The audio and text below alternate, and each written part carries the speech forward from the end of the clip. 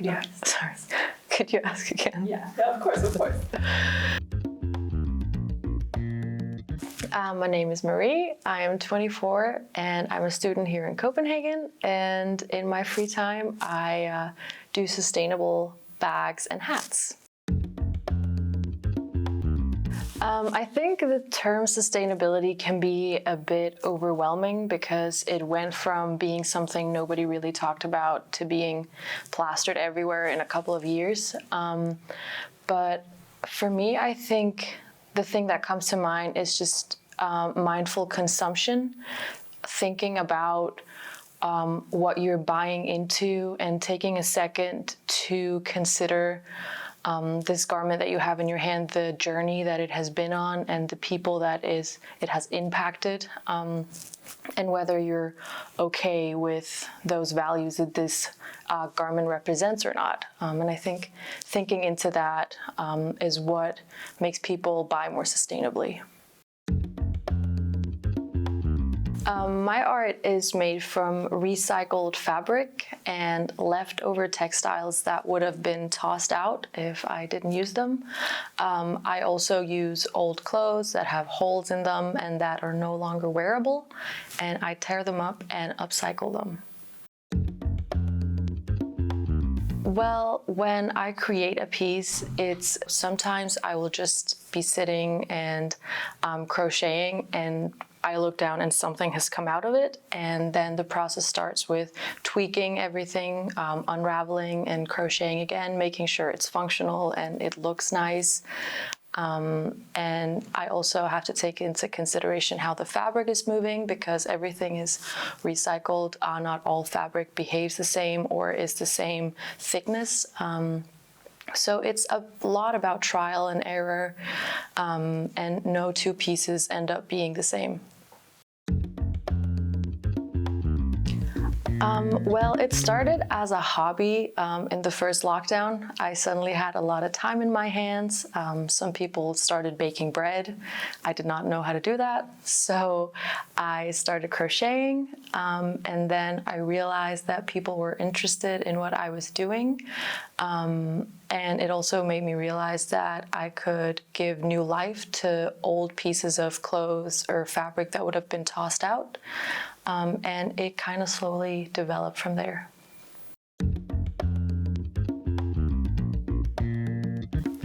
I think the biggest obstacle is realizing that demand and supply doesn't always go hand in hand. Because everything is made from recycled materials, I can't always get the same exact fabric or colors again, and I just have to accept the fact that this piece that I've made is a complete unique piece that I can't recreate again because I can't find that exact fabric. And that's okay. It also creates value. I think it's important to realize that leading a sustainable life doesn't happen overnight. Nobody can make a 180 turn from one day to another. So starting with just having an interest in what sustainability means and looking at things that are beautiful and made sustainably can be a start. And taking small changes, whether it's being mindful of your purchases, wherever it is that you shop, making sure that you don't have the same piece of garment at home that serves the same purpose. Trying to borrow from your friends instead of just shopping for occasion, and kind of being mindful of your behavior is kind of what can lead to a more sustainable lifestyle. By making pieces that are beautiful to look at, I hope it can spark people's interest in these things and inspire them to look more into sustainability in other areas. So it's not so much sustainability doesn't sound as restrictive as it can, and is more of it can be an inspiration source because you get to look at something that's beautiful and unique. I just hope that it can inspire people mostly to think about where they buy their garments, what they're buying into, what their money goes into supporting, thinking about the value chain of a whole of any given piece of fabric, how many people have contributed to making that, while also making people happy and daring to express themselves and wear whatever they want, not necessarily wearing what everybody else is wearing. So mostly I hope it can inspire.